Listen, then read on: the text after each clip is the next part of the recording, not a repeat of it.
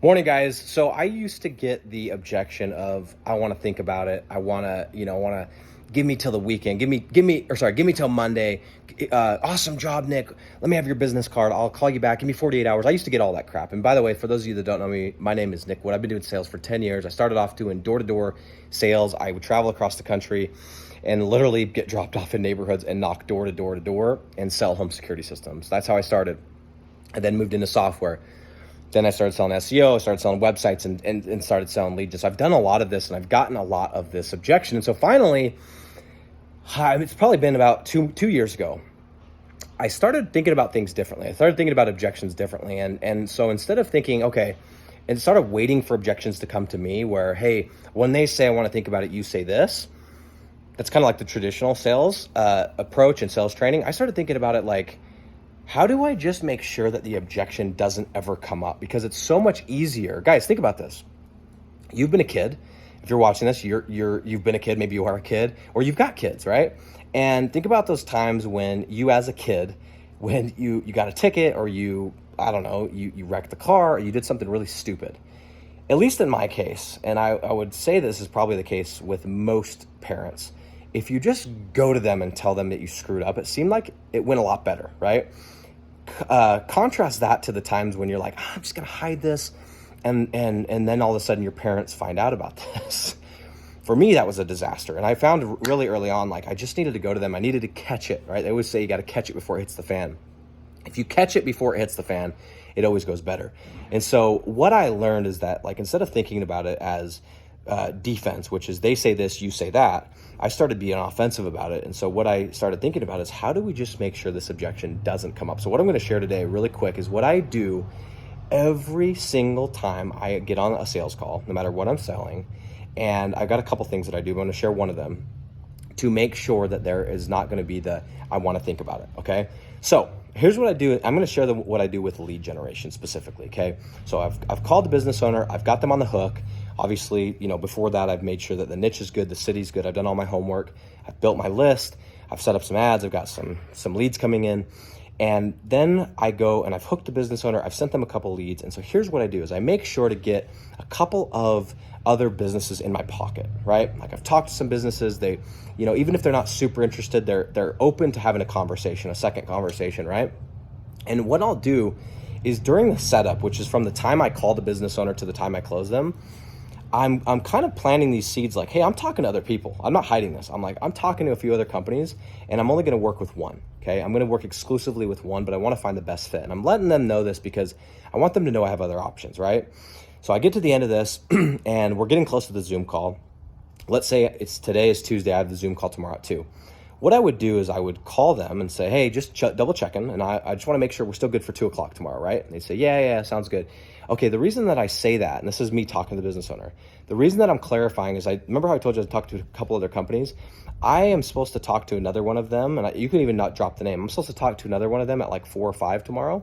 I just want to make sure we're still good because, and by the way, if everything works out, we can work something out. I'm just going to cancel that meeting, but I don't want those to interfere. So we're still good for 2:00 on the dot, right? Yeah, sounds good. Now I've just planted a seed, right? They know I have other options. They know I have other appointments.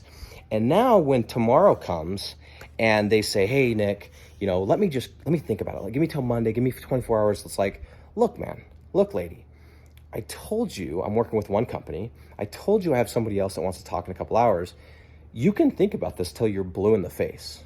Seriously, like I'm not going to push you, but make no mistake. Like if I get on this call in a couple hours and they want to move forward and it's a good fit, I'm going to have to move forward. And I know you can respect that. So look, and then what I do is I go back for the close.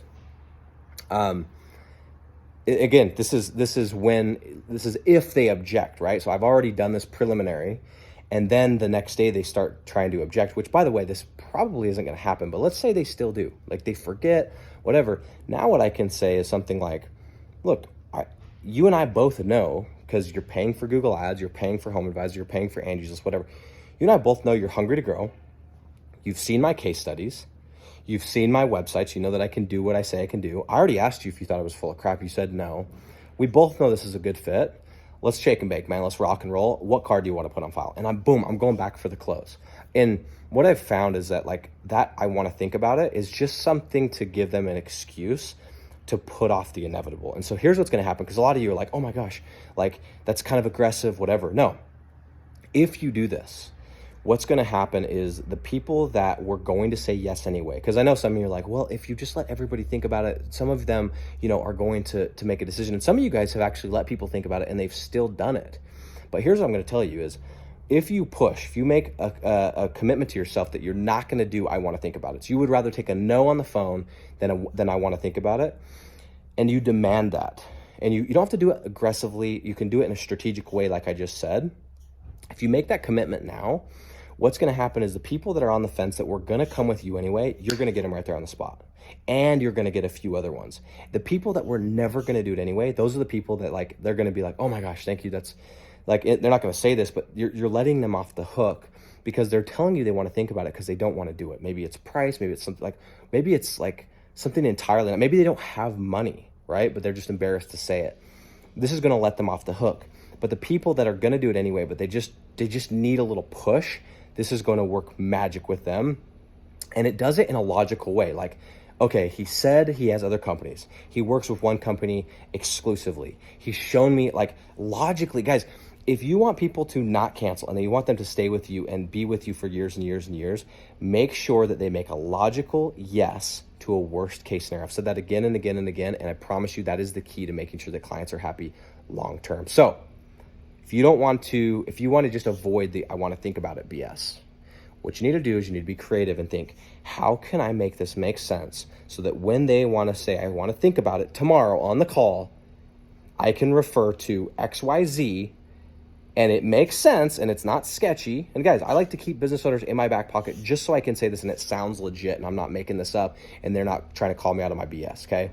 That's what I do every single time. And what's cool is 99% of the time, they're not going to object and say they want to think about it because they already know. And you can reference it during the actual Zoom call. Be like, hey, awesome, I'm glad we could make it at 2:00. Like I said, let's see if we can make something work here so that I can just cancel that meeting, blah, blah, blah, blah. Again, you're reminding them and it just makes sense. So again, every objection I want you to think about this way.